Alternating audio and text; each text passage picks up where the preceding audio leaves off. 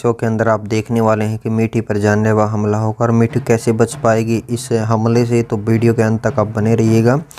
जो मीठी होती है वह वहाँ पर जैसे नींद में होती है तो उठ जाती है और विष्णु को देखती है। विष्णु पास में नहीं होता है क्योंकि वह दूसरी जगह पर गया होता है और वहाँ पर वह सोच रहा होता है कि अब मीठी को इसी जगह पर मैं ठिकाने लगा दूँ। लेकिन होता क्या है कि विष्णु को जाकर पूछती कि विष्णु तुम अकेले यहाँ पर कैसे खड़े हो, मुझे लग रहा है तुम्हें कुछ दिक्कत है। तभी विष्णु बोल पड़ता है, कहता है कि गाड़ी ख़राब हो गई है और अब ये गाड़ी स्टार्ट भी नहीं होगी, इसलिए हमें पैदल ही इस जंगल के रास्ते जाना होगा और हमारी मदद करने के लिए भी कोई नहीं आएगा। तभी मीठी कहती है कोई बात नहीं, हम पैदल चल लेंगे, लेकिन इतना सुनसान रातें और रात भी हो जाएगी, हमने खाना भी नहीं खाया है। तभी वहाँ से वह पैदल चलने की सोच लेते हैं। उसके बाद में जो उसकी दीदी होती है, निर्भया की पत्नी होती है, वह उस निर्भया के पैर दबा रही होती है, लेकिन उसे शक होता है इस बात का कि कहीं उसके साथ कुछ मीठी के साथ गलत तो ना हो जाए। अभी मुझे इसके बारे में कौन बताएगा कौन नहीं बताएगा। तभी वह पैर दबा रही होती है लेकिन चिंता में पड़ जाती है। तभी वहाँ पर निर्भय एकदम ज़ोर से उठता है और कहता है कि क्या सोच रही हो तुम, ढंग से पैर क्यों नहीं दबा रही हो मेरे। इतनी बात कहते ही उसे वहाँ पर गुस्सा आ जाता है। कहता है मुझे लग रहा है तुम मीठी के बारे में सोच रही है। तभी वो कहती है कि मीठी अचानक अपने घर पर क्यों गई है, किस लिए गई है। तभी वह बताने लग जाती है, कहती है कि वह इसलिए गई है, वह अपनी माँ से मिलने के लिए गई है और अभी तक तो विष्णु ने उसकी माँ तक उसे पहुँचा भी दिया होगा। यह बात उसे बता देती है। जैसे ही यह बात उसे बताती है तभी वहाँ पर बताने के बाद में वह काफ़ी डर जाती, सहम जाती कि आखिर मीठी के साथ हो तो रहा है गलत और मैं किसे पूछूं। तभी वहाँ से निकल कर वह रसोई घर में आ जाती है। रसोई घर में आने के बाद में खाना वगैरह बनाने लग जाती है। जैसे वह खाना वगैरह बनाने लग जाती है तभी उसे मन में एक आइडिया आता है कि जो पवित्रा मौसी है ना, वो बड़ी अकल की कच्ची है और उससे मैं ये सारी बात उगलवा लूँगी, शायद वो मुझे सच बता दे। तभी वहाँ से वह जाकर खीर बनाकर लेकर जाती है और वहाँ पर जो पवित्रा मौसी होती है वह अपने आप के जो सफ़ेद बाल होते हैं शीशे के अंदर देख रही होती है और कहती है कि मैं एक एक को जड़ से उखाड़ दूँगी।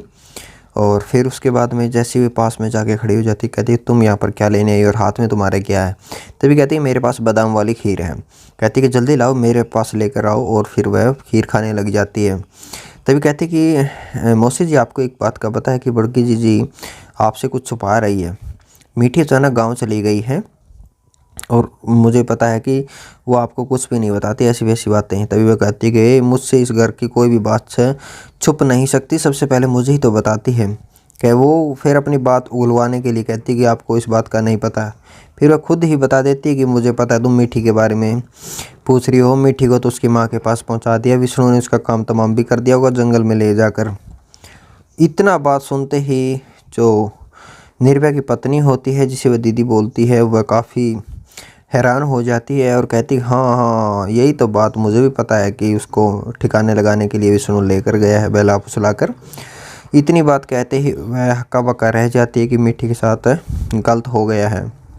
वहाँ से दौड़कर चली आती है और दूसरी तरफ जो माई होती है उसे कहता है कि क्या गजब का नाटक किया है तूने बहना, और जिससे कि विष्णु उसके प्यार के चक्कर में जो पड़ा था, मीठी के प्यार के चक्कर में था, तो वह अब उसे सहन नहीं कर पाएगा और उसे ख़त्म करेगा या नहीं करेगा। तभी कहती है कि नाटक नहीं किया, मैं कितने वर्षों से इसी दुख के साथ जी रही हूँ और मैंने उसे मेरे खून की कसम दी है, वह उसे नहीं छोड़ेगा। अब तक तो उसने जंगल में ले जाकर उसे ख़त्म कर दिया होगा और तुम ये कह रहे हो कि मैं नाटक कर रही हूँ, मैं कोई नाटक नहीं कर रही हूँ। जैसे ही दूसरी तरफ मीठी और विष्णु होते हैं, गाड़ी ख़राब हुई होती है, तभी कहते हैं कि चलो एक बार ट्राई करके देख लेते हैं। सबसे पहले वो खुद ट्राई करता है विष्णु, गाड़ी स्टार्ट नहीं होती क्योंकि विष्णु का तो एक बहाना होता है कि जंगल के रास्ते ले जाकर मिट्टी को ठिकाने लगा दिया जाए।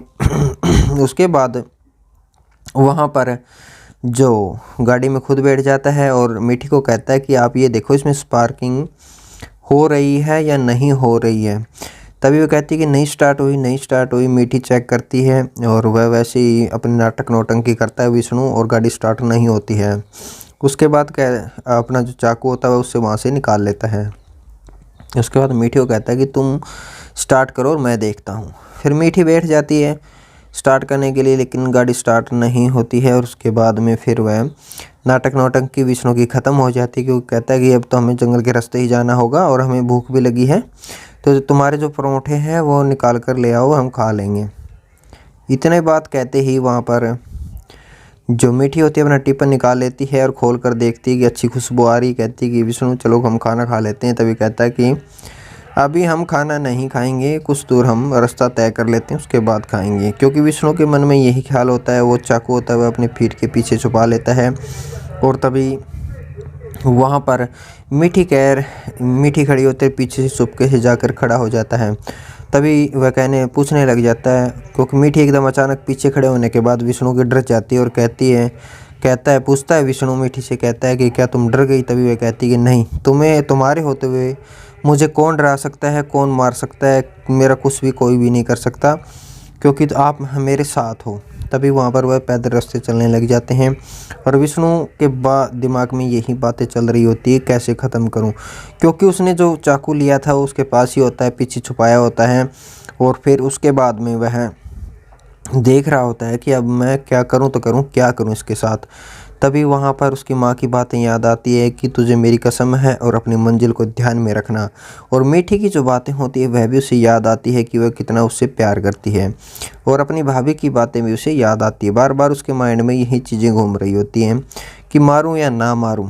तो एक तरफ उसे अच्छा नज़र आता है, एक तरफ उसे अपनी माँ की जो कसम खाई है कि मैं इसको ख़त्म करके आऊँगा वो याद आता रहता है। चलते चलते थक जाती है मीठी और कहती है कि मुझे उठाकर वहाँ तक ले चलो, मुझसे चला नहीं जा रहा। और वह उठा लेता है। उठाने के बाद में फिर वहाँ जैसे आगे जाकर वह उसे उतार देता है। दोनों के बीच में काफ़ी बातचीत होती है और काफ़ी देर तक एक सॉन्ग चलता रहता है। जैसे सॉन्ग चलता रहता है तो उसके बाद में मीठी उतरकर कुछ दूरी पर चली जाती है। मीठी कुछ दूरी पर जाने के बाद में उसे याद आता है कि अब मुझे कुछ ना कुछ करना चाहिए। वह अपना जो चाकू होता है पीछे से निकाल लेता है। निकालने के बाद में मीठी पर वार करने की सोचता है।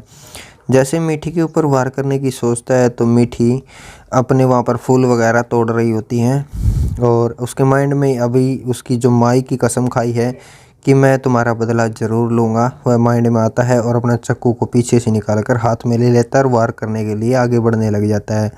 तभी वह कहती है कि विष्णु क्या सोच रहे हो? तभी कहता है कि मैं ये सोच रहा हूँ सही रास्ते पर जाऊँ या गलत रास्ते पर जाऊँ, मुझे इस बात का कोई भी अनुभव नहीं है कि मैं करूँ तो करूँ क्या करूँ।